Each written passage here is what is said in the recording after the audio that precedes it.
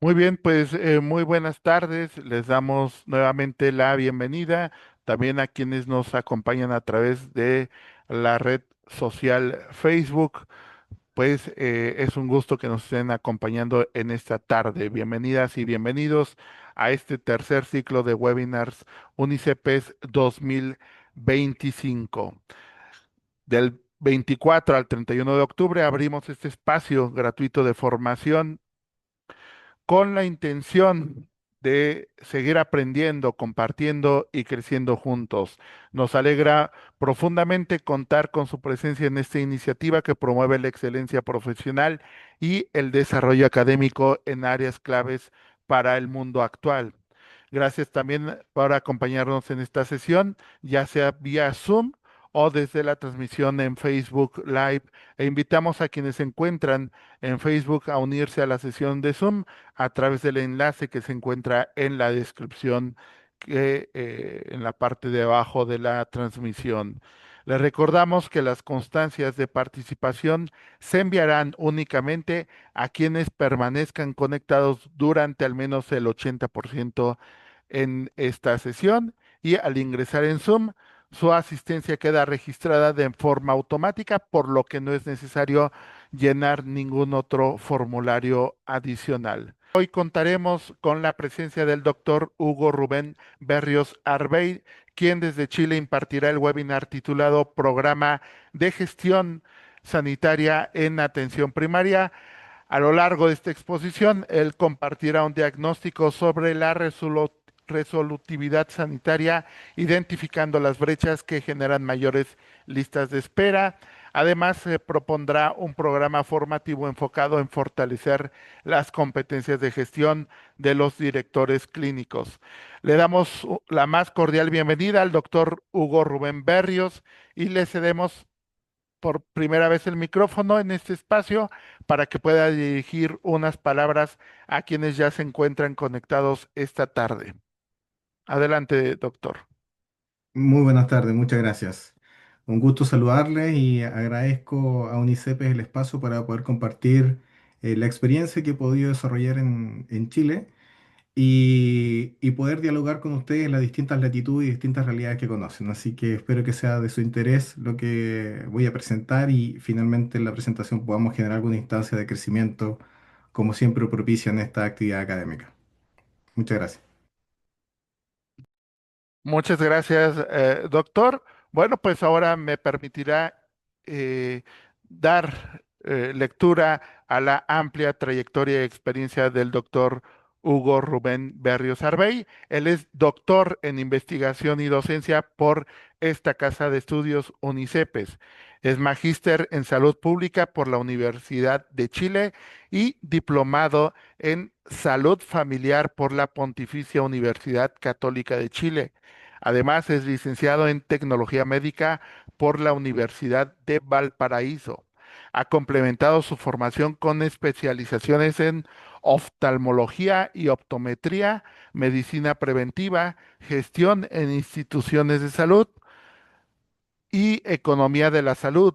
Con una destacada trayectoria docente, se ha desempeñado como profesor de pregrado en la Pontificia Universidad Católica de Valparaíso, la Universidad de San Sebastián y la Universidad Mayor, y de posgrado en las facultades de Economía y Gobierno y de Medicina y Ciencia de la Universidad San Sebastián y la Universidad Mayor respectivamente.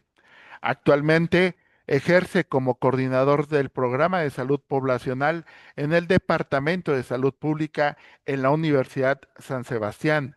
Además, forma parte del comité de graduación del Magíster en Gestión Estratégica en Salud de la misma institución y del Magíster en Innovación Educativa en Ciencias de la Salud en la Universidad de la Frontera. Recientemente, con mucho orgullo, fue reconocido con el premio académico otorgado por el Consejo Nacional de Tecnólogos Médicos de Chile, distinción entregada el pasado 2 de octubre en la Universidad Central de Chile, que resalta su destacada trayectoria profesional y su compromiso con la formación de nuevas generaciones de tecnólogos médicos. Sin más preámbulo, damos inicio a la conferencia del día de hoy, Programa de Gestión Sanitaria en Atención Primaria, con el doctor Hugo Rubén Berrios Arbey. Adelante. Muchas gracias por la presentación y nuevamente por la oportunidad de poder compartir este escenario con todas estas personas que están inquietas por conocer y por aprender y además siempre reflexionar respecto a temas tan relevantes como en este caso en la gestión de salud. Voy a compartir mi pantalla.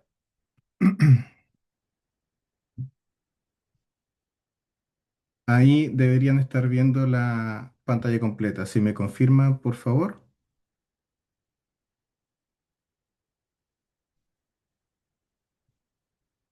Me parece que Sí, vemos sí. su presentación, doctor. Bien, muchas gracias. Bueno, ya se anunciaba el título de la presentación. Voy a conversar respecto a un programa de gestión sanitaria en atención primaria en Chile, que espero que sea de su interés y que puedan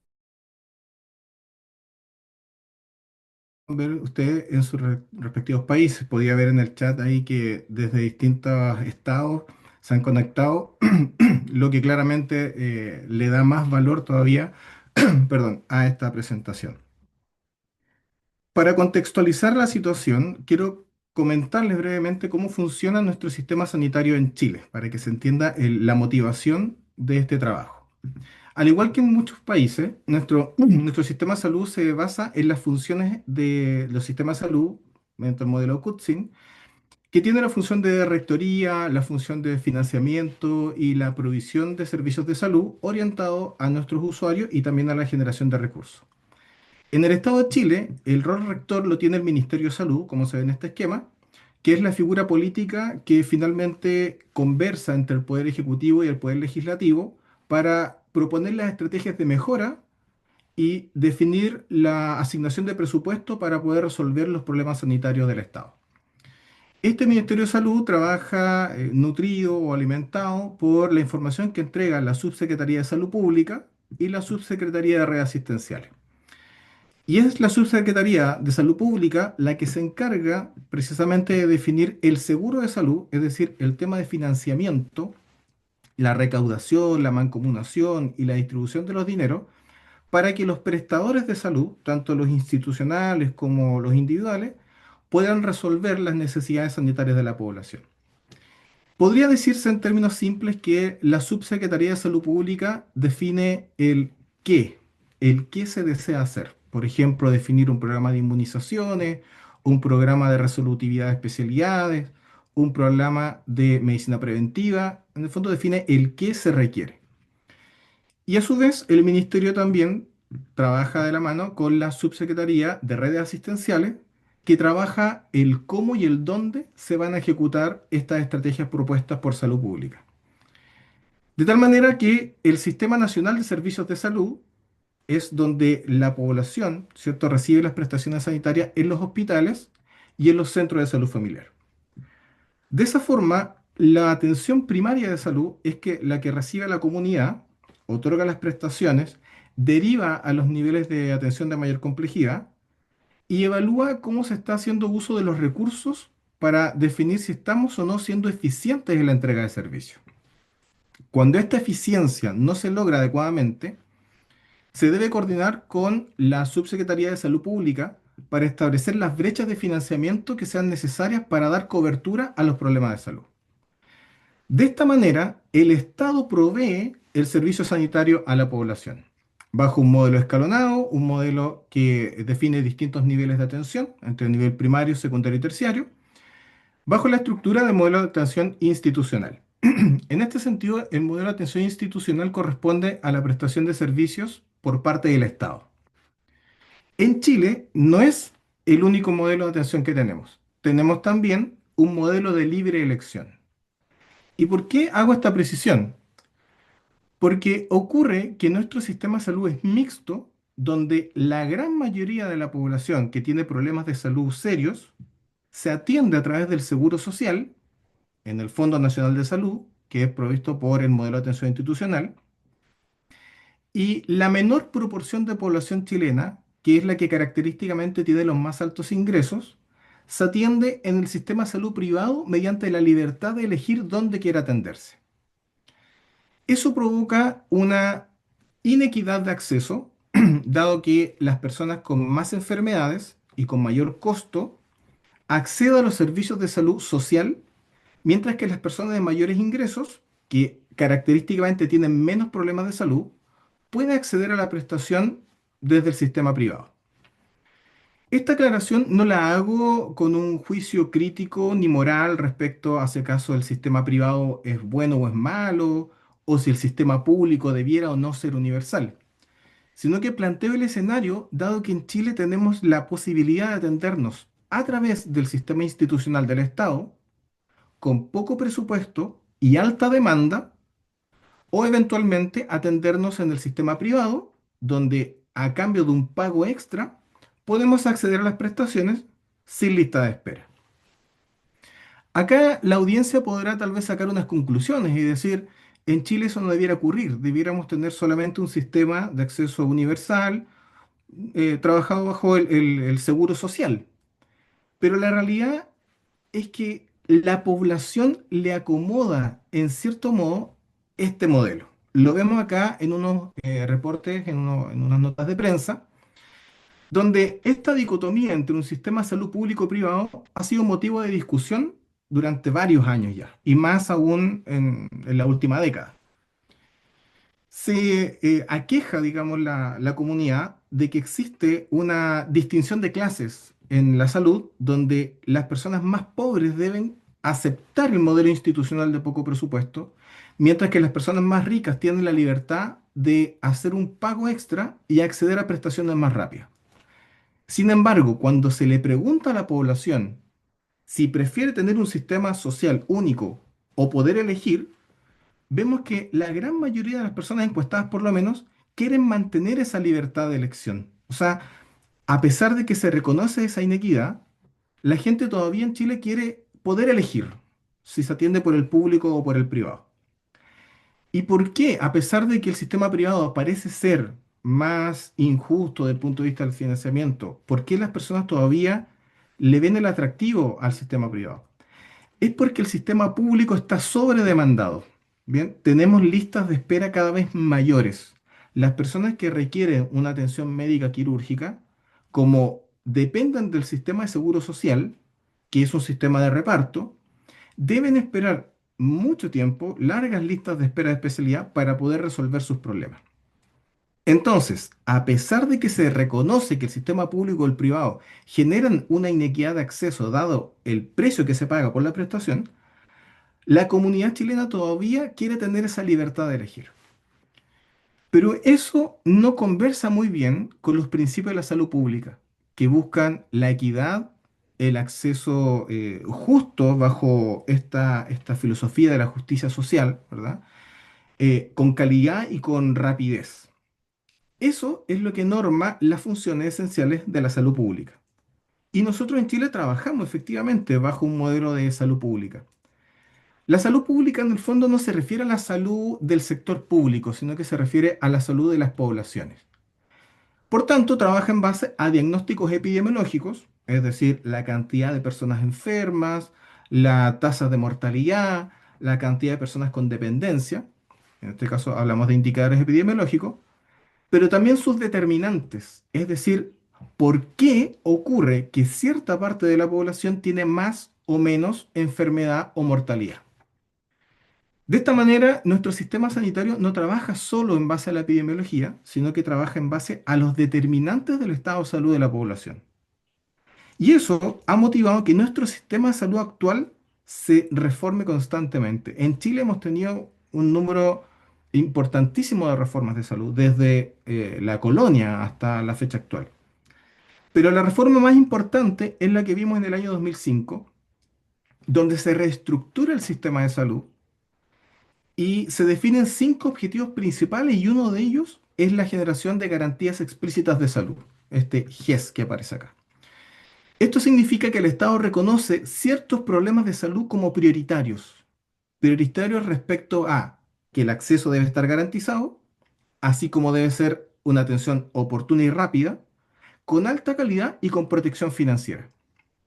Es decir, el desafío es enorme. Hay una lista de un número importante de enfermedades en Chile que son priorizadas respecto a otras para que sean atendidas rápido, sin costo para las personas, con alta calidad, ¿bien? Y que además pueda acceder en todo el país independiente del seguro que tiene, si es público o privado.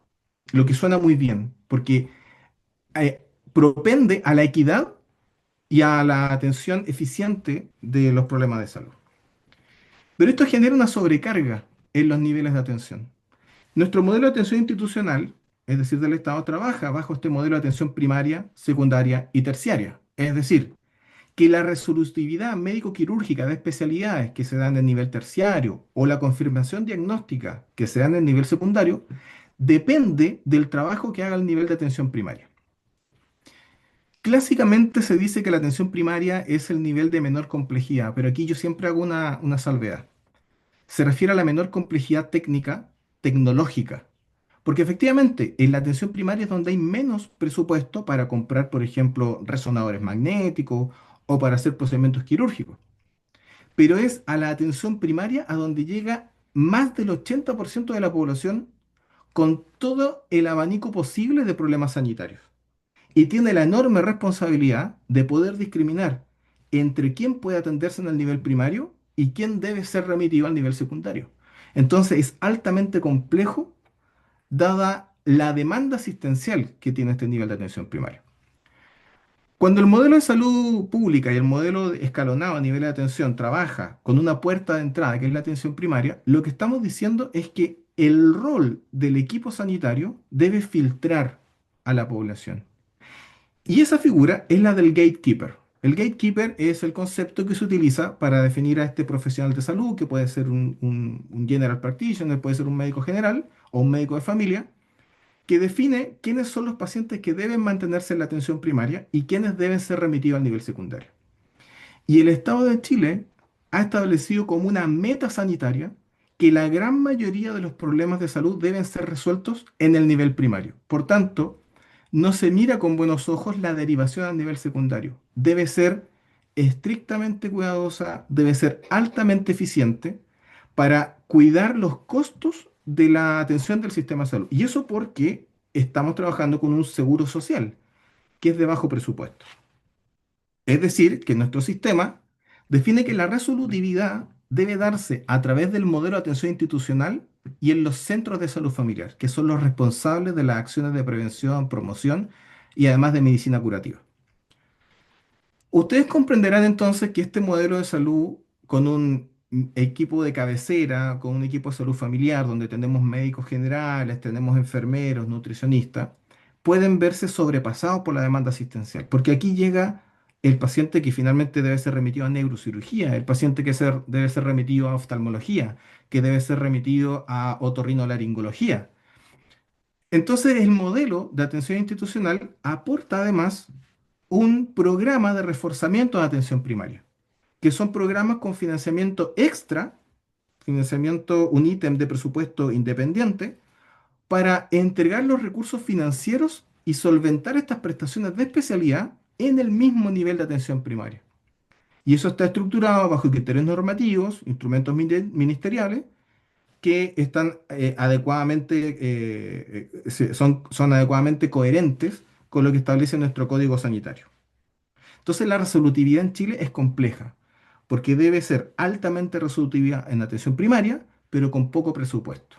Los esfuerzos entonces apuntan a que definamos instrumentos normativos que busquen diagnosticar adecuadamente los problemas de salud en la comunidad, conociendo y comprendiendo la realidad local, para hacer un uso eficiente de los recursos, abarcar a la mayor cantidad de población con una resolutividad en el nivel de atención primaria, con atención a los determinantes sociales de la salud. Este modelo es el que lleva desde la reforma en 2005 a la fecha un sistema de salud bastante eficiente. Cuando uno hace el análisis comparativo entre la resolutividad de Chile en comparación a la OCDE, vemos nosotros que si bien el presupuesto es limitado, los resultados por avisa o por calidad de vida son bastante buenos. Pero a pesar de estos esfuerzos, cuando uno observa la estadística, vemos que desafortunadamente las listas de espera siguen siendo altas. O sea, a pesar de todo el esfuerzo, de toda la distribución financiera, de toda la planificación estratégica que establece nuestro sistema sanitario, todavía vemos que hay un número importantísimo de personas que son remitidas a nivel secundario y no tienen la atención en los tiempos que debiera ser. Este gráfico es de un resumen de los datos 2023-2024, así que es relativamente reciente, donde vemos que hay casi 2 millones de personas que están en espera de ser atendidos por especialistas, con casi un año de espera. O sea, a pesar de los esfuerzos, nuestras listas de espera siguen siendo altas.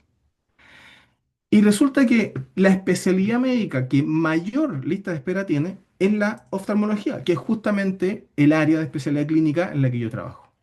Por tanto, eso motivó mi interés a saber qué estaba pasando, por qué tenemos tanta lista de espera en esa especialidad.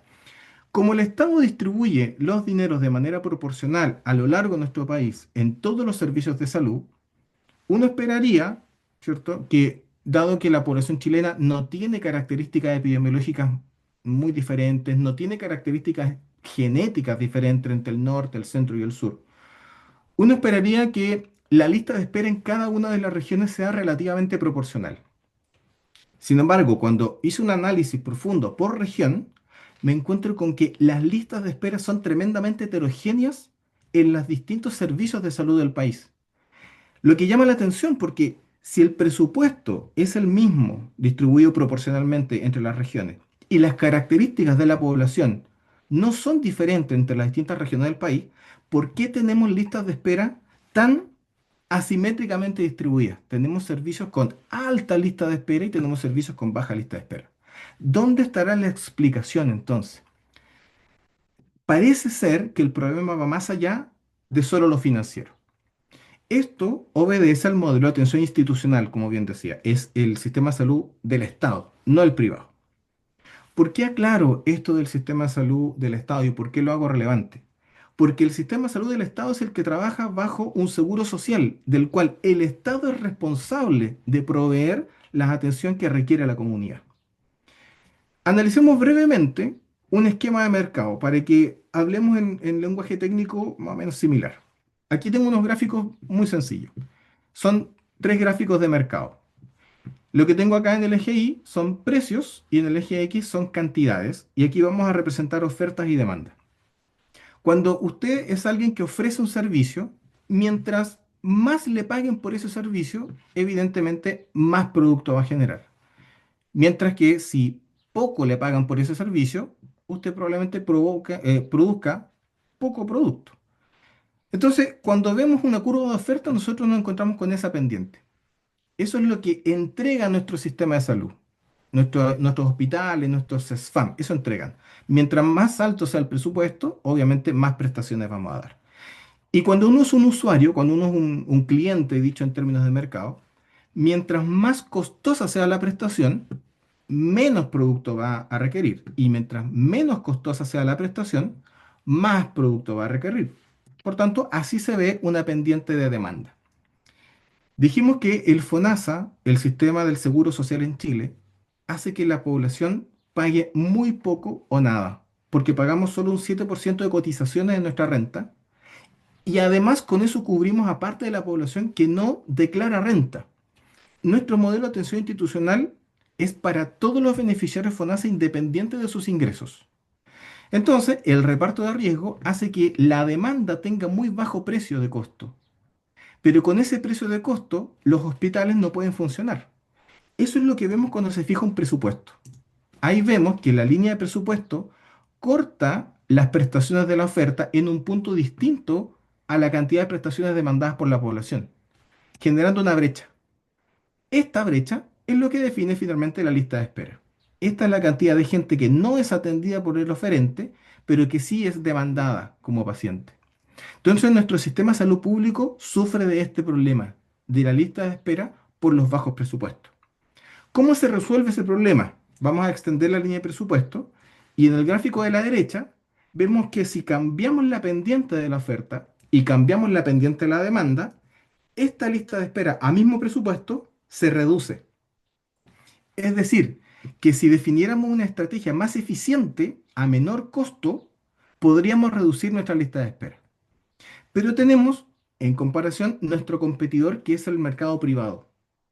El sistema de salud privado trabaja con esta misma oferta y esta misma demanda, pero tiene la libertad de modificar sus precios. Y como modifica sus precios y la población está dispuesta a pagarla, tiene otro presupuesto, por tanto, no hay lista de espera. Eso significa que el Estado depende en gran medida del sistema privado para poder resolver los problemas de salud. Es por eso que el privado no desaparece en Chile, porque el privado ayuda a resolver el problema de la lista de espera.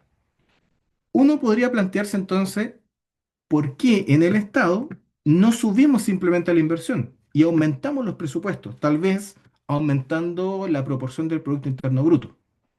Veamos acá abajo un gráfico de productividad.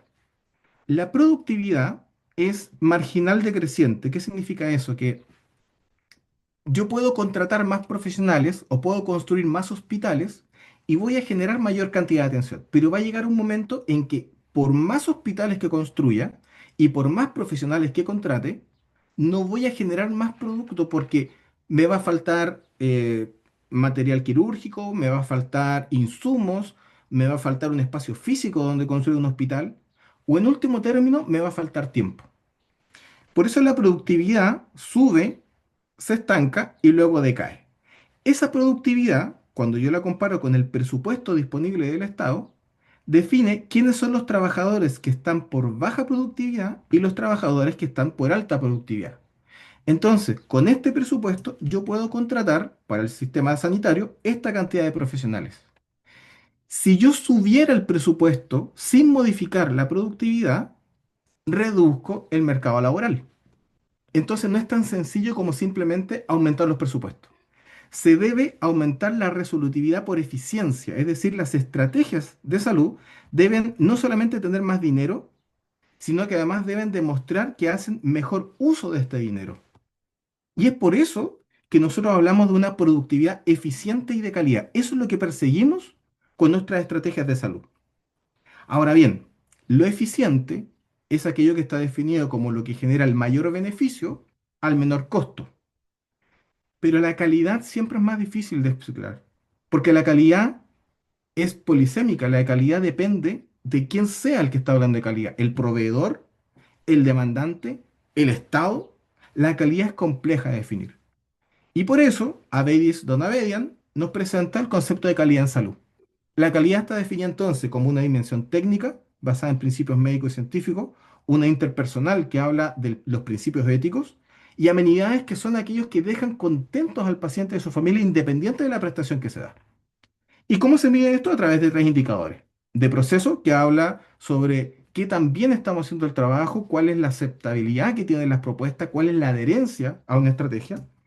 Los indicadores de estructura, que hablan sobre los costos y los efectos a través de indicadores de eficiencia, justamente el uso de los recursos y los dineros, e indicadores de resultado que hablan sobre cuánta es la cobertura de población, cuánto hemos reducido los impactos epidemiológicos negativos. Por tanto, la calidad en salud es aquella que genera aceptabilidad con un uso adecuado de los recursos y con mayor cobertura de población. Allá es donde está el norte de la estrategia sanitaria en Chile. Estas propuestas, estos programas se presentan siempre en instrumentos normativos bajo el modelo de planificación sanitaria. O sea, todo esto se discute en una mesa, en una oficina, en un escritorio, donde se conversa la planificación sanitaria desde el punto de vista estratégico y operativo. O sea, se define cuál es el recurso humano necesario, cuál es el presupuesto necesario, cuáles son las guías clínicas necesarias para poder resolver los problemas de salud, pero además se establece el proceso operativo desde que las personas ingresan hasta que salen de la red asistencial con su problema resuelto, apuntando al desarrollo institucional porque se quiere fortalecer al Estado en este sistema en el cual el presupuesto es tan acotado. Eso demanda un trabajo de gestión financiera. Entonces, al analizar esto, es válido hacerse la pregunta si acaso esta heterogeneidad de listas de espera se deberá precisamente a que los directores clínicos tal vez es en esta parte donde están fallando. Porque si el presupuesto es el mismo para todos y los recursos tecnológicos son los mismos para todos y las características de la población son las mismas para todos, lo que debe estar fallando entonces es el proceso de planificación estratégica. Esto yo lo desarrollé en mi tesis doctoral en este programa de UNICEPES. Entonces, información que pude explorar a nivel nacional acá en Chile.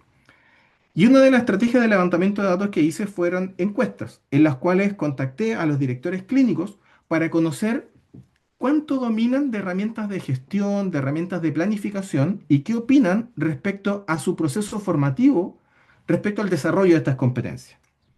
Los resultados fueron muy interesantes porque mostraban que la gran mayoría de los directores clínicos demuestran dominar muy bien gestión de recursos humanos y elementos de salud pública y comunitaria. Un poco más por debajo está la gestión de recursos económicos, pero algo que llamó profundamente la atención es que todos coinciden en que las competencias de pregrado son débiles. O sea, parece ser que las unidades que tienen el personal más capacitado es aquel personal que ha decidido de manera individual el perfeccionamiento. Porque la base formativa de nuestro sistema educativo no está conversando adecuadamente con nuestro sistema sanitario. Da la impresión entonces que la heterogeneidad de la lista de espera y resolutividad podría estar relacionada con las competencias de gestión que trae el director clínico. Ahora ustedes y yo podríamos desde ya decir, bueno, eso parece obvio o resulta lógico, pero resulta que lo obvio y lo lógico debe comprobarse.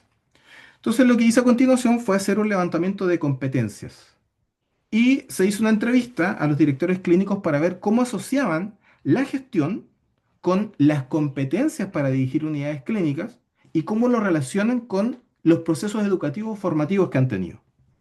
Y a través de un análisis de diagramas de fuerza que hice con ayuda de software Atlas T, podemos ver que existen distintos niveles de resolutividad en estas unidades clínicas, donde un grupo por lo menos refiere que los procesos, es decir, la adherencia o la aceptabilidad de los procesos sanitarios, definen finalmente cuántos son los recursos disponibles para atender a la población. Y que esto se obtiene a través de la motivación personal y el liderazgo. Y aquí aparecen algunos elementos novedosos. El liderazgo y la motivación son un determinante para que la unidad pueda ser más resolutiva. Otro grupo de unidades clínicas mostró que la gestión adecuada de su unidad depende de las competencias que tengan. Y esta gestión se obtiene a través del aprendizaje por medio de programas educativos. O sea, nuevamente vemos que los programas educativos son determinantes para potenciar las competencias de resolutividad en las unidades. Otro grupo comenta que la competencia de gestión define los estándares de calidad de las unidades clínicas y que los programas educativos, nuevamente, son los que entregan las herramientas de gestión. Otro grupo comenta que la gestión permite el desarrollo de competencias transversales y que los programas educativos que entregan estas competencias pueden ser variables dependiendo de la estrategia de enseñanza que se utilice. O sea que no solamente basta con definir un programa educativo, sino que hay que establecer el cómo se van a transmitir esas competencias para que sean significativas para el equipo directivo. Otro grupo nos muestra que las competencias definen la calidad de las prestaciones y nuevamente que los programas educativos definen las capacidades de gestión que tiene la unidad clínica. Un último grupo comenta que nuevamente las competencias definen mi capacidad de gestión, pero curiosamente este grupo dice que esto solo se obtiene en base a la experiencia y no es necesario programas educativos. Aquí vemos que no existe ningún tipo de relación entre los códigos de gestión, competencia, liderazgo y la educación. ¿Qué es lo que podemos extraer de acá? Que los directores clínicos en distintos grupos de unidades clínicas, algunos reconocen fuertemente la relación entre un programa educativo y su capacidad de gestión para entregar calidad, y otro grupo parece no encontrar una relación entre la capacidad de gestión y los programas formativos. Entonces, lo que hice a continuación fue hacer una comparación, definiendo, como se ve en esta tabla, un puntaje cuantitativo y un puntaje cualitativo. ¿Qué representa el puntaje cuantitativo? los resultados de resolutividad, es decir, listas de espera, diagnósticos oportunos, precisión diagnóstica. Y lo cualitativo corresponde a las habilidades y las competencias de gestión que tienen los directores clínicos. Observábamos un grupo de alto rendimiento que tiene muy buenos indicadores de resolutividad con muy buen dominio de herramientas de gestión. Pero también otros grupos que tienen muy pobres indicadores de resolutividad con también un bajo dominio de herramientas de gestión. Un grupo resultó muy interesante, que a pesar de tener bajo rendimiento, declara tener altas competencias de gestión. Y la limitación observada es que no dominan el recurso político. ¿Bien? Mientras que otras, como vemos acá, ¿cierto? Las que tienen el rendimiento más bajo, digamos, dicen que el problema es el recurso financiero y el recurso humano. Algo que llamó también la atención es que veíamos acá, vemos que el perfeccionamiento no es necesario, supuestamente, en este grupo de población. ¿Qué llama la atención entonces? Que pareciera ser nuevamente que los indicadores de resolutividad están relacionados con la capacidad de gestión y que la capacidad de gestión para algunas unidades es importante aprenderlas y para otras no es importante atenderlas. Lo que se sospecha entonces es que debe haber una relación inversa entre la resolutividad y las capacidades de gestión. ¿Y cómo analicé esto? A través de una encuesta con un alfa de Cronbach, como ven acá, que tiene muy buen resultado, y el siguiente gráfico. Este gráfico muestra a través de un coeficiente de relación de Pearson y un coeficiente de determinación de Kramer que existe una fuerte relación inversa entre las competencias de gestión y los resultados de cobertura y resolutividad local en las unidades clínicas. A mayor, ¿cierto? A mayor puntaje por capacidad y competencias de gestión, menor lista de espera, y a menor puntaje en la escala de competencias de gestión, a menor puntaje, mucha más lista de espera. O sea, se comprueba a través de este cálculo que efectivamente aprender las capacidades de gestión se relacionan directamente, ¿cierto?, con los resultados de la unidad clínica, a través de una proporción muy fuerte e inversa. Vale la pena entonces definir una estrategia de mejora para la resolutividad local, iniciar con un programa educativo. Y eso no es novedad, porque ya lo decían autores como Vygotsky, Knowles, Bandura, Kolb, Sean. Ellos nos explican cómo las competencias se adquieren mejor cuando se entiende la necesidad del aprendizaje. Vygotsky nos muestra que el aprendizaje es un proceso interno, propio de cada individuo, y Knowles lo complementa en diciendo que va a ser importante para mí en la medida que yo entienda la necesidad de aprender. O sea, cuando yo muestro estos indicadores y relaciono adecuadamente que las competencias de gestión impactan directamente sobre la resolutividad de los problemas de salud, entiendo la necesidad de perfeccionarme. Ahora, para creer yo en un programa educativo, Bandura nos dice que debemos definir un modelo que compruebe la efectividad de la estrategia. Y Kolb lo demuestra también a través de su aprendizaje experiencial, donde si yo entiendo que hay una necesidad de aprendizaje y el modelo que me muestran es el efectivo, me permite aprender nuevos conceptos para enfrentar nuevas situaciones. Esto es el aprendizaje reflexivo que Sean nos presenta en su teoría.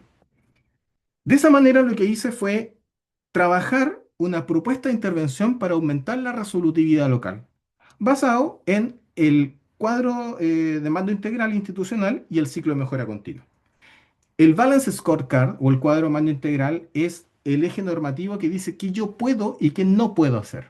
O sea, la perspectiva financiera, que a mí me gusta llamar perspectiva política financiera, establece cuáles son las estrategias que yo podría proponer.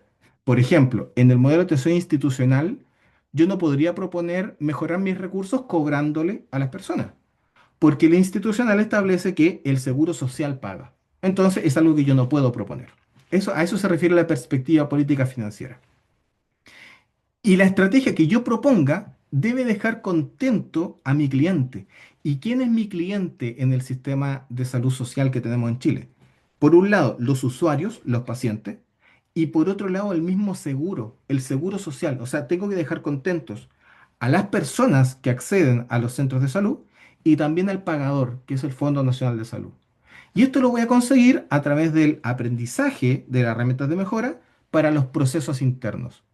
En este caso, el proceso interno no se refiere a la prestación clínica, no se refiere a la cirugía, no se refiere a la receta de lentes, no se refiere a una ayuda técnica. Se refiere a las herramientas de gestión eficiente de los recursos para mejorar la resolutividad.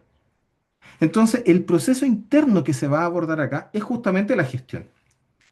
Eso se va a mejorar a través de un ciclo de mejora continua, que es el ciclo de Deming, donde se hace un diagnóstico de situación, se proponen alternativas, se evalúan estas alternativas y se opta por la que muestre los mejores indicadores. De esta manera, lo que se está proponiendo es una intervención que cumpla al menos con estos tres elementos que voy a describir a continuación. Que la estrategia de intervención hable sobre mejoras en la capacitación y la formación continua, porque ya demostramos que el adquirir competencias de gestión impacta directamente en la capacidad resolutiva de los problemas de salud de las personas, pero que desafortunadamente esas competencias no son adquiridas en el pregrado. Ese es un primer elemento de interés. El segundo, los programas formativos deben basarse en investigación colaborativa. Es decir, yo no puedo desde un escritorio simplemente definir un plan de intervención. Debo conocer la realidad local de cada región, de cada servicio, de cada centro de salud para conocer sus características, su disponibilidad de recursos, su nivel de entrenamiento y así establecer un programa que efectivamente muestre un aumento en su resolutividad. Es lo que nos proponen también los teóricos educativos que nos dicen que la mejor manera de hacer educación es generando un plan educativo individual. Claramente eso es costoso, pero es efectivo también. Entonces, cuando yo hablo de algo que es costoso, pero que es efectivo, estoy evaluando estrategias de costo-efectividad. En último término, una intervención debe generar protocolos de atención al paciente, indudablemente, porque el paciente es la razón de ser del sistema sanitario. Ya vimos en esta investigación que le mostraba yo de mi tesis doctoral que las unidades de mejor rendimiento presentan 29,2 veces mejores resolutividades que las de peor rendimiento. Incluso la unidad de menor, las unidades de mayor rendimiento que tenían el puntaje más bajo, aún así son 5,5 veces, perdón, mejores que las unidades de peor rendimiento que tienen el puntaje más alto. O sea, no hay punto de comparación. Por tanto, es necesario unificar criterios, establecer un plan que tenga una base transversal, pero que sea ajustado a los requerimientos de cada unidad o servicio. Lo que hice entonces fue generar un escalamiento de competencias, ¿no? Lo que hice fue establecer una definición de competencias ascendente entre el saber conocer, el saber hacer y el saber ser, con niveles taxonómicos adecuados a los problemas que se han diagnosticado en cada unidad clínica. Y así se establece una categorización de competencias. Algunas de herramientas de uso de herramientas efectivas, integrar grupos heterogéneos, actuar de manera autónoma. Y estas competencias codificadas se tradujeron en un programa formativo por competencias. Es decir, el programa educativo para los directores clínicos está definido por competencias. Este es el esquema propuesto. Esto es lo que se transmite a los directores clínicos. Una unidad o un módulo orientado a salud pública con distintos niveles de competencia, un módulo de salud familiar con distintos niveles de competencia, un módulo de gestión con sus respectivas competencias, un módulo de economía con sus competencias y un módulo de planificación con sus competencias. Ahora usted dirá, ya, eso suena, parece que suena interesante, potente, ¿servirá realmente? Bueno, hay que medirlo. Y para medirlo se construyeron indicadores súper sencillos.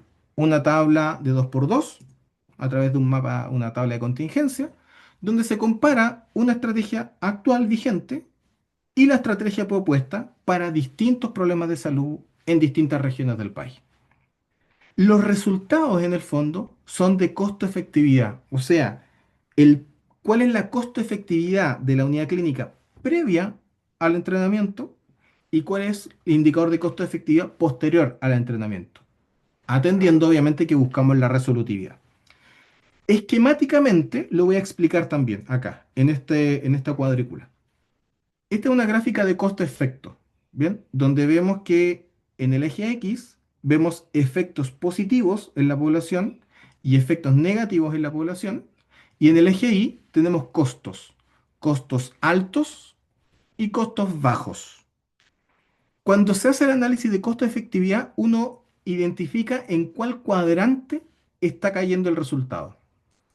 Y lo que se espera es que caiga siempre en este rango al menos. ¿Qué significa eso? Significa que la estrategia tiene que demostrar por lo menos ser costo efectiva. O sea que aunque suba los costos, mejore los efectos. O eventualmente, si la estrategia demuestra que no es costo efectiva, quiere decir que aunque baja los costos, disminuye los efectos, simplemente se descarta. ¿Qué es lo que no debería ocurrir? No debería ocurrir que yo proponga una estrategia de alto costo, pero que genere menos efecto. O sea que esto, si yo evaluar una estrategia y quedara en este cuadrante, esa estrategia se debe rechazar de inmediato. Pero si yo lograra en una estrategia caer en este cuadrante, estoy generando una oportunidad inmensa porque estoy orientando mi estrategia a algo de mayor efecto con menor costo. La mayoría de las discusiones en políticas públicas trabajan en el cuadrante de arriba, donde aumentan los costos en la medida que aumentan los efectos. Pero lo ideal, como comentaba recién, es que uno caiga en el cuadrante de disminuir los costos en la medida que aumentan los efectos. Ese es el análisis de costo-efectividad entonces que sirve para evaluar si la estrategia sirve o no sirve. Bueno, revisemos los indicadores que puede desarrollar. Luego de este plan de entrenamiento, este plan de intervención, un primer hallazgo interesante es observar cómo estadísticamente la unidad de atención primaria logran resolver el doble de las prestaciones que son derivadas al nivel secundario. O sea, ya vemos que hay una mayor cobertura. Lo vemos también en este gráfico de acá. ¿Ven? Eso quiere decir que efectivamente logramos que la atención primaria sea más resolutiva. Pero aumentar la cantidad de prestaciones no implica necesariamente hacerlo bien. Entonces se verificó la correlación de diagnósticos. Y observen acá cómo al comparar la precisión diagnóstica de nivel primario con la precisión diagnóstica de nivel secundario, tenemos una relación directamente proporcional. Es decir, que no solamente abordamos más población, sino que además lo estamos haciendo bien. O sea, somos precisos y somos oportunos.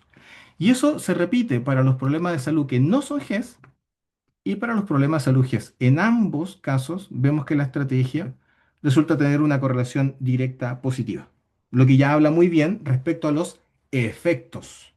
O sea, desde los efectos la propuesta es buena. Pero ¿qué ocurre con los costos? Les traigo tres ejemplos. Esta es una intervención que se hizo en una comuna en la región del Biobío, acá en Chile.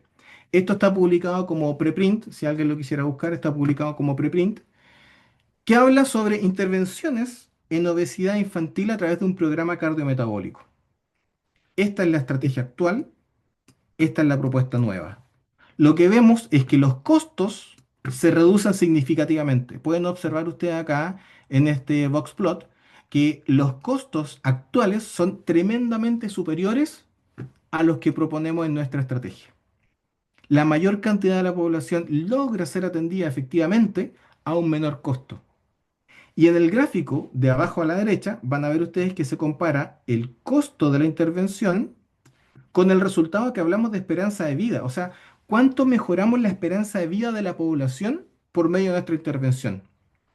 A pesar de que nosotros estamos proponiendo un aumento de costo en la intervención de población infantil, vean ustedes que la costo-efectividad del programa vigente está marcado por la flecha celeste y la costo-efectividad de nuestra propuesta, marcada en la flecha gris, abarata los costos en la medida que además aumenta los años de esperanza de vida.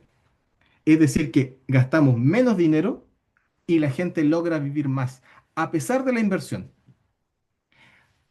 Acá se utiliza un indicador que se llama evaluación de costo-efectividad incremental, el ISER. Este ISER es el que debe caer en uno de los cuadrantes que les explicaba recién en colores. El ISER de nuestra propuesta en el programa cardiometabólico es de esa forma. Es decir, baja los costos y mejora el efecto. Tenemos un ISER negativo de 63,3. O sea, es altamente costo efectiva porque mejora la expectativa de vida de la población a la vez que abarata costos. Y esto solo porque logramos que el director clínico manejara herramientas de gestión financiera, determinantes sociales en salud pública, bajo un modelo de salud familiar. Otra propuesta es lo que está publicado también en Zenodo como un repositorio de resultados, donde se trabaja la prehabilitación en pacientes oncológicos. Lo que se ha observado es que los pacientes oncológicos que requieren cirugía, luego de la cirugía, disminuye su autonomía, evidentemente, porque han sufrido un cáncer y además debieron someterse a una cirugía. Entonces, después de la cirugía, los pacientes requieren de una rehabilitación para recuperar su autonomía. Lo actual está marcado en el gráfico de arriba, en este que estoy mostrando acá. Lo actual funciona de esta manera. El paciente ingresa a la red asistencial, es operado, baja, ¿ya? Como ven acá, baja su autonomía y después empieza su rehabilitación. Y es dado de alta cuando logra la autonomía. Lo que nosotros proponemos es una prehabilitación. Esto está hecho en una comuna de la región metropolitana.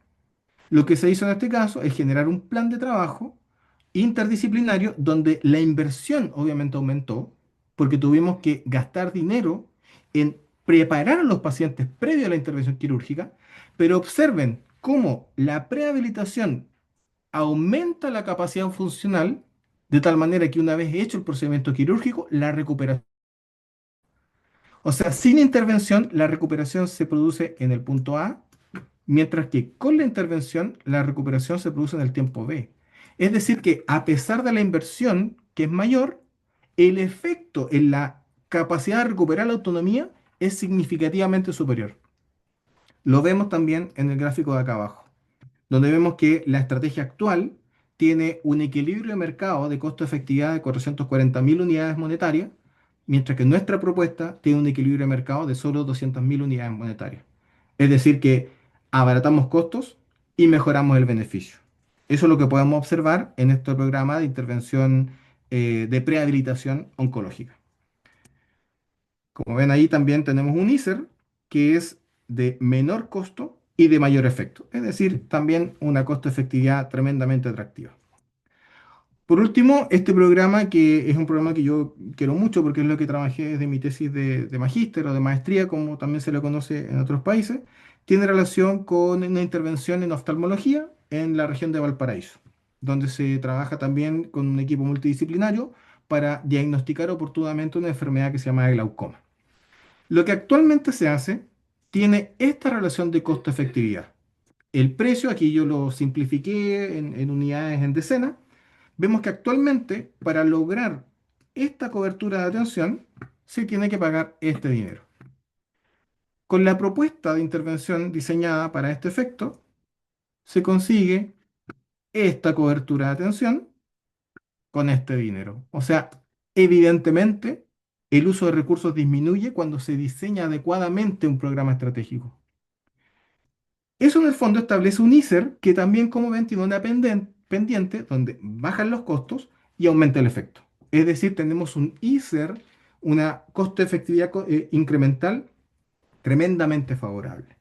Y no solo eso, esta estrategia, que es la que a mí más cariño le tengo porque es mi área de especialidad, no solamente abarata costos y aumenta la cobertura, sino que además genera un diagnóstico más rápido. La estrategia actual está detectando las enfermedades cuando ya llevan cerca de un 70% de avance, mientras que nuestra propuesta detecta la enfermedad recién cuando lleva un 55%. Todavía falta, evidentemente. Pero no solamente abaratamos costos y no solamente atendemos más población, sino que además diagnosticamos más rápido solo con el uso de herramientas de gestión en salud, de economía de la salud, de salud familiar, de salud pública y de planificación estratégica. En el fondo, la planificación estratégica es la que define cómo vamos a trabajar en base a un proceso estratégico con equipos multidisciplinarios locales. Ustedes lo pueden replicar en su respectivo estado. Ustedes van a conocer la realidad de una comuna, de una ciudad, de una región, de un hospital o de un centro de salud. Y en ese centro asistencial, ustedes conocen el equipo y el problema y definen un plan de trabajo. Un plan de trabajo puede incluir médicos, nutricionistas, enfermeras, como en nuestro programa cardiometabólico, o puede, requerir un recurso de kinesiólogos, psicólogos, terapeuta ocupacional, como nuestro programa de prehabilitación en cáncer, o puede requerir de médicos oftalmólogos, tecnólogos médicos u optometristas en otros países para nuestro programa, nuestra propuesta de oftalmología. Entonces el proceso estratégico se diseña localmente y en base a ese proceso estratégico se establece el proceso operativo. ¿Cuáles son las guías de referencia, las guías de contrarreferencia? ¿Cómo ingresa el usuario a la red asistencial? ¿Cuántos pasos debe dar para resolver su problema? ¿Cómo egresa el usuario de la red asistencial? ¿Cuántas veces es derivado a nivel secundario o es devuelto a nivel primario? Eso es lo que se conoce como el proceso operativo.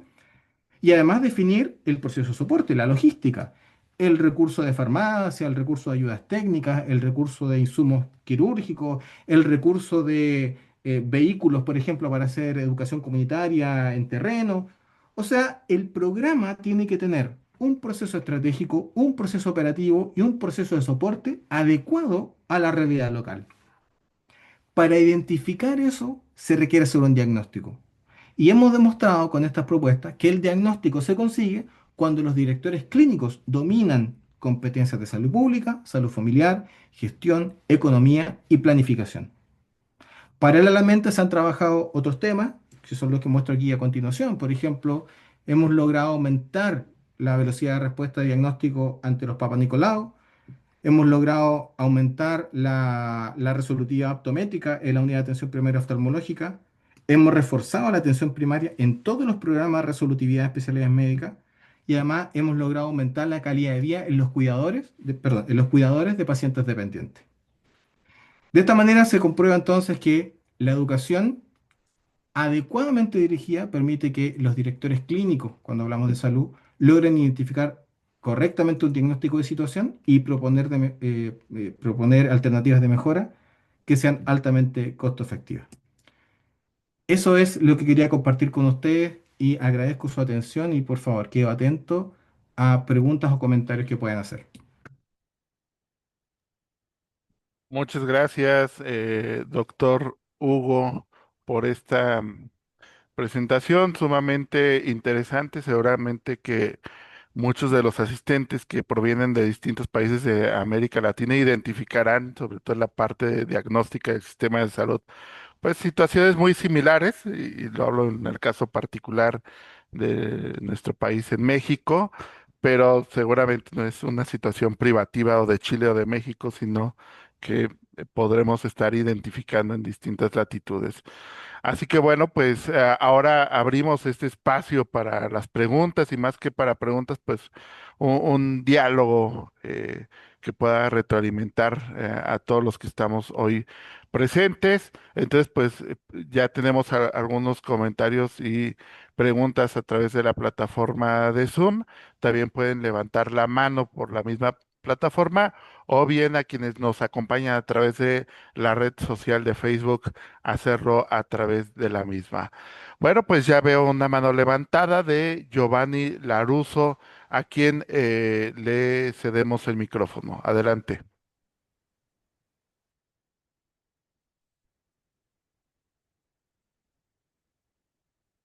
Acá. Buenas tardes. Quiero felicitar acá al doctor Hugo acá de Chile. Bonita, extensa, completa exposición. Y bueno, la pregunta la formuló usted y usted mismo la respondió al final. O sea, la pregunta de cuál era la problemática, usted mismo la respondió. Sí, en su exposición. Sin embargo, quiero añadirle algo que me he dado cuenta. Esto no solamente ocurre en Chile, ocurre, como dice acá el técnico acá, el encargado, ocurre en México, ocurre en Estados Unidos, ocurre a nivel mundial. Esto es una problemática compleja a nivel mundial. Y más que eso, yo le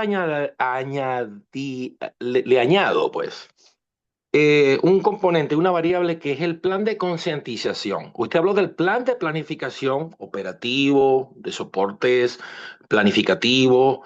Le agregaría un plan de concientización partiendo de las esferas superiores, desde arriba. con un plan de concientización más un plan de planificación y todo lo que dice Vygotsky, todo el plan educativo que usted propone, todas las teorías, todas las gráficas, costo-efectividad y esas cosas, creo que mejoraría considerable, no solo un poco como mostró la gráfica al final, no solo un incremento no, creo que mejoraría enormemente, considerablemente en esa forma, en esa gráfica, mejoraría. Un plan de concientización, porque pueden haber muchos médicos o directores médicos calificados, pero si no disponen de un correcto plan de concientización, pues no creo que se vaya a llegar a mucho. También depende de otra variable. Depende la economía del país en donde se esté viviendo. Sí, si el país está en crisis financiera, obviamente los recursos o esa cantidad de dinero para la salud, pues va a ser mínimo. Y obviamente vamos a ver la decadencia progresivamente, ¿verdad? Vamos a ver la decadencia. Entonces depende también de muchas variables que están allí en juego. Y lo que usted estudió en su diagnóstico, en las gráficas, sí, es efectivo, es totalmente efectivo cuando se coloca en práctica cómo, cuándo y dónde se va bien distribuido, bien organizado, una completa organización en cuanto a planificación, concientización, y obviamente sí es funcional, pero también depende de el estado donde se encuentre esa salud pública, el país, pues, depende de la economía del país. Simplemente quería agregar eso simplemente como algo personal, pues. Muchas gracias. Muchas gracias. Tremendamente valioso el aporte que nos hace Giovanni a esta presentación. Y me tomo de su comentario porque realmente es importante.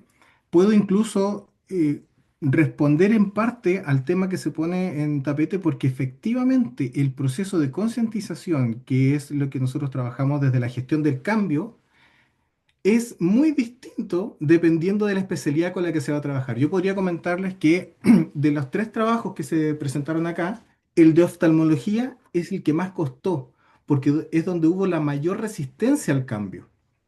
Las distintas fases de la gestión del cambio, la etapa precontemplativa, la etapa contemplativa y la acción, en oftalmología en Chile es muy, muy complicada y tomó años.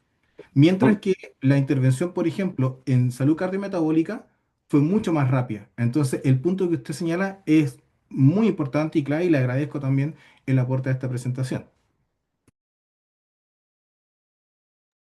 Muchas gracias, doctor, por su respuesta. Bueno, tenemos algunos comentarios a través de el chat.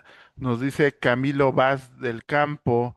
En Chile el sistema público no es que esté sobredemandado, lo que pasa es que desde la dictadura se ha desfinanciado para favorecer a los privados y la reforma del auge GES ha seguido desviando grandes recursos públicos al sistema privado para comprar prestaciones. Bueno, eso parece ser una interpretación más que una pregunta, ¿verdad? Bueno, efectivamente el marco político, como bien también lo decía Giovanni, el marco político establece un escenario que puede ser más o menos complejo. Las políticas sociales son muy, a ver, voy a usar un término tal vez no tan técnico, pero las políticas sociales son muy bonitas porque apuntan efectivamente a la universalidad. Pero también es cierto que las políticas sociales son poco eficientes. En Chile ocurrió el cambio de paradigma político y económico cuando pasamos de una economía social a una economía neoliberal de la mano del evento político del cambio de administración del Estado desde Allende a Pinochet. Entonces se asocia la economía neoliberal a un episodio de violencia en Chile. Por tanto, existe una opinión también matizada por la experiencia política. Efectivamente, el mercado neoliberal genera un progreso porque hay desarrollo, hay excedente, hay inversión, hay mayor desarrollo, y las políticas sociales son al contrario. Pero también así es cierto que la neoliberal genera mucha competencia, solo se entrega el recurso a quien lo puede pagar, mientras que la social asume como un desafío propio del Estado la cobertura universal. Así que esa interpretación política en realidad es lo que más dificulta probablemente la definición de estrategia sanitaria, y no solo en salud, en educación, en seguridad pública, en todos esos elementos que son derechos sociales. Gracias también por ese comentario. Gracias. Tenemos un comentario similar en los términos de Julio Vélez. Dice, lo que se debe hacer es que la formación de médicos familiares debe ser responsable, completa, integral, seria y que realmente se les forme para resolver la mayoría de los problemas de salud. Deben construir centros de medicina familiar solo para médicos familiares sin tanta burocracia. Debe ser una especialidad independiente. Bueno, en Chile efectivamente existe la especialidad de medicina familiar y nuestros médicos, los que lo quieren así, optan a la especialidad de medicina familiar. En Chile además se trabaja no solamente bajo medicina familiar, sino que salud familiar en equipos multidisciplinarios. Tenemos médicos, enfermeros, nutricionistas, dentistas, trabajadores sociales. Creo que no se me queda nadie, matronas, obstetras, bajo un modelo de salud familiar. Y los CESFAM, los Centros de Salud Familiar, justamente cumplen esa función. Y efectivamente la burocracia nos juega en contra. Pero ahí también resalta también lo que comentaba la otra persona que comentó, disculpe, no recuerdo el nombre, es que las políticas sociales son burócratas porque restringen la libertad de acceso. Eso es una realidad. La política social, si quiere cuidar el financiamiento, no puede permitir el libre acceso a las prestaciones. Entonces las políticas sociales son burócratas, lamentablemente. Por tanto, la discusión es compleja y eso es lo que hace que sea interesante este escenario. Entonces, lo que usted menciona, efectivamente, la salud familiar, la medicina familiar debe potenciarse, pero la burocracia es difícil que se quite adecuadamente bajo una política social. Eso podría yo responder a este comentario. Muchas gracias. Tenemos otra pregunta. Esta es pregunta de Azul Prieto Amayo. Dice, ¿cuáles considera que son los principales retos actuales en la gestión sanitaria en el primer nivel de atención? Bueno, es una pregunta muy, muy oportuna y muy interesante. Yo diría que el principal desafío es que nuestro sistema educativo y nuestro sistema de salud no están conversando adecuadamente. Como bien decía la persona que comentó recién, necesitamos formar buenos equipos de salud familiar. Las especializaciones en salud familiar hoy día se hacen en instituciones de educación superior, en tipo diplomado, en tipo posgrado, que son lo que se requiere, pero las casas de estudio en Chile, tanto públicas o privadas, son autónomas. Entonces, la oferta de especializaciones en el sistema educativo de Chile no conversa tan bien con la necesidad de especializaciones en Chile. Por tanto, yo creo que el principal desafío hoy día es que se genere una coherencia y una consonancia adecuada entre el sistema educativo y el sistema de salud para proveer a los especialistas que realmente se necesitan. Porque la motivación está, la conciencia social está, el anhelo por ayudar está, pero la oferta de especializaciones no conversa adecuadamente con el sistema sanitario. Gracias. Doctor, tenemos otra pregunta que nos hacen en la parte privada, particularmente sobre el proceso de investigación, si es que consultó experiencias en otros países de América Latina o qué escenario en este estudio previo encontró en otras experiencias de América Latina. Sí, sí, gracias por la pregunta. Efectivamente, se hace un levantamiento de información internacional a través de una revisión narrativa y también a través de una revisión de alcance para primero comparar países que puedan ser comparados. Bien, voy a poner un ejemplo. Bien lo decía recién uno de las asistentes. La realidad de los estados puede ser tan distinta que los indicadores de resolutividad podrían estar sesgados. No sería adecuado, por ejemplo, comparar un estado como Chile con un estado como es los Estados Unidos, donde el sistema de seguro es diferente. Como el sistema de seguro es distinto, sus indicadores de resolutividad no serían comparables con Chile. Chile, en este caso, debe ser comparado con países como Australia, como Alemania, como Corea, Corea del Sur, países, por ejemplo, como Holanda, que tienen indicadores de esperanza de vida, indicadores de índice de Gini, que tienen indicadores de asignación del Producto Interno Bruto de Salud que son comparables. Aclarado eso, entonces, cada uno de los trabajos que expuse acá tienen un levantamiento de información en base a una revisión narrativa y a una revisión de alcance ajustada a la realidad. Si gustan, les puedo compartir los DOI, que son los identificadores de los estudios, para que puedan revisar el marco teórico y así no extiendo tanto la pregunta, pero ahí podrán ver las bases de datos o los países que sí fueron comparados. Así que espero, por lo menos por ahora, haber contestado en parte la pregunta. Sí, muchas gracias, doctor. Y aquí tenemos una pregunta muy interesante sobre qué competencias considera esenciales para los profesionales que asumen roles de gestión en atención primaria. Bien, esenciales. Me voy a tomar la licencia y me voy a matricular con dos. Economía. Economía. Necesita dominar competencias de economía, lo que es la interpretación del mercado, la comprensión del mercado como competencia, definir claramente y comprender adecuadamente cómo funciona la oferta, la demanda, el equilibrio de mercado, los excedentes y los déficits, eso. Todas las competencias que sean de análisis y de comprensión económica, definitivamente es esencial. Y en segundo término, la gestión estratégica a través de esta definición de procesos estratégicos y procesos operativos. Dicho en un ejemplo muy sencillo, yo podría proponer, por ejemplo, una intervención de salud que en un año me va a generar teóricamente ciertos resultados y defino monitorearlo cada 3 meses. Entonces yo voy a decir, cada 3 meses voy evaluando mi programa. Pero si no soy capaz de darme cuenta que entre un paso y otro paso hay 4 meses, nunca voy a lograr controlar 4 veces al año. Eso es porque falló mi planificación operativa. Entonces, herramientas o competencias de gestión de procesos estratégicos y procesos operativos, la identificación del recurso tiempo, la identificación del recurso financiero son clave. Entonces, dos familias de competencias importantes, economía y gestión. Muchas gracias, doctor. Bueno, también vemos bastantes mensajes de felicitación por esta ponencia desde los distintos países que el día de hoy nos han acompañado. Bueno, por cuestiones de tiempo, hasta aquí estaremos llegando a esta parte de preguntas. Pero pues no nos queremos despedir sin antes que el doctor Hugo nos ofrezca un último mensaje a manera de conclusión tras este webinar. Adelante.